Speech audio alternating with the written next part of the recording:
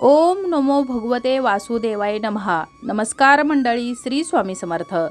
3 वर्षातून एकदा येणारा पवित्र महिना म्हणजेच अधिक मास, ज्यालाच आपण धोंड्याचा महिना, मलमास किंवा पुरुषोत्तम मास असं देखील म्हणतो। ज्याप्रमाणे मार्गशीर्ष महिना हा माता लक्ष्मीला समर्पित महिना आहे, त्याचप्रमाणे श्रावण महिना हा भगवान भोलेनाथांना समर्पित आहे। तसाच अधिक मास हा भगवान श्री हरी विष्णूंना समर्पित आहे।